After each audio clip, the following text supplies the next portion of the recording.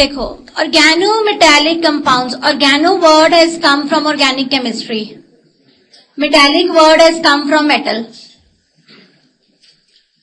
Organometallic compounds उन compounds को कहा जाता है जिनमें कार्बन और मेटल बॉन्ड हो, ये मस्ट है उसके लिए। ये लेफ्ट पेज पे थोड़ा सा लिख लो, जैसे आप ऑर्गेनिक केमिस्ट्री में RMGX करते हो, जिसको आप ग्रिग्नार्ड्स रिएजेंट बोलते हो।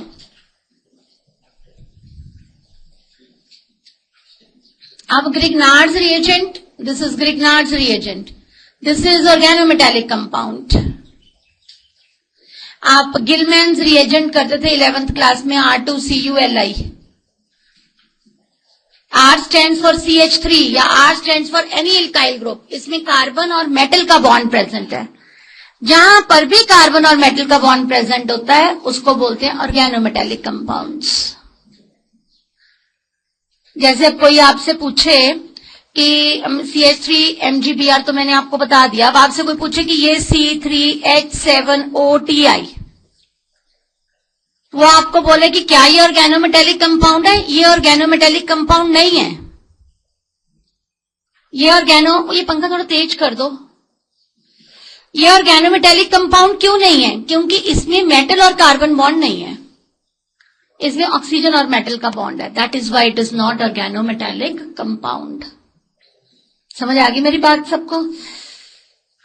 Is that point clear to all of you कि ऑर्गेनोमेटेलिक कंपाउंड्स उनको बोलते हैं जिसमें मेटल और कार्बन का बॉन्ड प्रेजेंट होता है। ये जो लास्ट वाली एग्जांपल है, ये ऑर्गेनोमेटेलिक कंपाउंड क्यों नहीं है, मैंने वो भी बता दिया कि क्यों नहीं है वो ऑर्गेनोमेटेलिक कंपाउंड, बिकॉज उसमें मेटल और कार्बन का बॉन्ड नहीं है। अब मैं आ रही हूं उस टॉपिक पर, मेटल कार्बोनाइल्स किनको बोलते हैं? What are metal carbonyls? ऐसे ऑर्गेनोमेटेलिक, ये बिल्कुल पूरी तरह से सिलेबस में और बहुत इंपॉर्टेंट है, ऐसे ऑर्गेनोमेटेलिक कंपाउंड्स जिनमें कार्बन मोनोक्साइड लिगैंड का काम करता है। Those organometallic compounds in which carbon monoxide acts as a ligand are known as metal carbonyls. जैसे निकल टेट्रा कार्बोनाइल, ये है भी किस कैटेगरी का? ये होमोलेप्टिक कार्बोनाइल है। होमोलेप्टिक कार्बोनाइल्स और हेट्रोलेप्टिक कार्बोनाइल्स किनको बोलते हैं? होमोलेप्टिक कार्बोनाइल्स उनको बोलते हैं जिसमें सिर्फ carbon monoxide as a ligand present है, in which only carbon monoxide as ligand is present. They are known as homoleptic carbonyls. Homoleptic carbonyls कौन बनाता है? They are formed by transition metals, that is they are formed by elements of D block। अब metals present in, ये छोटी सी information दी है। जैसे कल वो एक क्वेश्चन था आपका रिलेटेड टू कि जैसे जैसे हम डाउन द ग्रुप जाते जाते क्रिस्टल फील्ड स्प्लिटिंग बढ़ती जाती है, उसी तरीके से जो central part of D block में एलिमेंट्स प्रेजेंट हैं वो ज्यादा स्टेबल कार्बोनाइल्स बनाते हैं। इधर वाले लेफ्ट एंड राइट दोनों साइड वाले जो हैं वो उतने स्टेबल नहीं बनाते जितने की सेंट्रल पोर्शन वाले बनाते हैं। अब आप होमोलेप्टिक कार्बोनाइल्स तो सबको पता लगी क्या? ओके। कार्बोनाइल्स बेसिकली दो तरीके के हैं, one are mononuclear and other are polynuclear. थोड़े से याद करना, एक दिन एक एग्जांपल आई थी डाई मैंगनीज डोडी कार्बोनाइल थी एक नॉमेनक्लेचर में ना, ऐसी एग्जांपल। ये पॉलीन्यूक्लियर है। पॉलीन्यूक्लियर उसको बोलते हैं जिसमें एक से ज्यादा मेटल एटम है। समझ आ गई मेरी बात सबको? और मोनोन्यूक्लियर उनको बोलते हैं जिनके पास एक मेटल एटम है। और एक बात मेरी याद रखना आप हमेशा, जब भी कभी कोऑर्डिनेशन नंबर 4 होगा तब हमेशा होमोलेप्टिक कार्बोनाइल्स टेट्राहेड्रल ही होंगे। They will always be tetrahedral. जैसे निकल टेट्रा कार्बोनाइल है, आपको पता है इसमें निकल 0 है। निकल 0 होने के लिए 4s238 हो गया। कार्बन मोनोक्साइड ने 4s वाले दोनों इलेक्ट्रॉन्स को पेयर अप कर दिया, फोर्स्ड पेयरिंग 3d के बीच में। तो जब भी कभी ये एक छोटी छोटी चीजें पॉइंट्स होती हैं जो बिना सॉल्व किए भी वहां पर क्वेश्चन सॉल्व हो जाते हैं।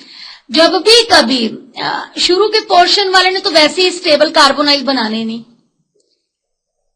पेयरिंग ना करने की जरूरत, तो शुरू वालों के पास ऑलरेडी खाली डी ऑर्बिटल्स होते हैं। जब बनाने ही इंटरमीडिएट वाले पोर्शन ने हैं, सेंट्रल पोर्शन।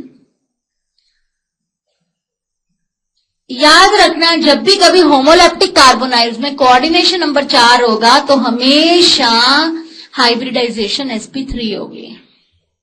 ठीक है, एक। अब ये FeCO5 है, 5 चीजों से घिरा है, 5 में तो sp3d हाइब्रिडाइजेशन ही पॉसिबल होती है। CrCO6 this is sp। अब इसमें भी आपके पास इट्स क्रोमियम 0। आपसे कोई पूछे ये कंपाउंड आउटर ऑर्बिटल है कि इनर ऑर्बिटल है, क्रोमियम 0 है। Chromium 0 is 4s1 3d5। पहली बात तो ये उठती कि क्या फोर्स्ड पेयरिंग करके मैं 2 d ऑर्बिटल्स प्रोवाइड कर सकती हूं? अगर कर सकती हूं तो जरूर होगा और d2sp3 होगा। 1 2 3 4 5 यस वी कैन डू। एक इधर आ जाए, एक इधर आ जाए और ये एक इधर आ जाए, and it will be a diamagnetic compound. लिखा है कलरलेस डायमैग्नेटिक कंपाउंड। अगर आप ऊपर वाले टेबल में देखें तो CrCO6 देख रहे हो, डायमैग्नेटिक। ठीक है, अच्छा ये है polynuclear. This is polynuclear. This is the same compound which you people have done. ये डोडी कार्बोनाइल है, ये डेका कार्बोनाइल है। This is polynuclear. ये एक मैंगनीज है, ये एक दूसरा मैंगनीज है। हर मैंगनीज के इर्द गिर्द, around every manganese there are 5 carbon monoxide. On around both the manganese atoms there is trigonal bipyramidal geometry. So यही चीज मैंने आगे दी भी है। It consist of, I have given it out here, it consists of 2 trigonal bipyramidal MnCO5 units in which 2 manganese atoms are together. Yes. So CO2, CO8, this is octacarbonyl dicobalt. अब आपको example objective type में पता होनी चाहिए। In objective type questions example should be clear कि ma'am किसके पास bridged metal atom है, ये ब्रिज है। इवन इसके पास ब्रिज्ड कार्बन मोनोक्साइड भी है, आप देख सकते हो। रादर देन कोबाल्ट लिखने के, ये एक ऐसी एग्जांपल है जिसके पास ब्रिजिंग लिगैंड्स हैं। This is bridged carbonyls. छोड़ नहीं सकते हम इन छोटी छोटी चीजों को।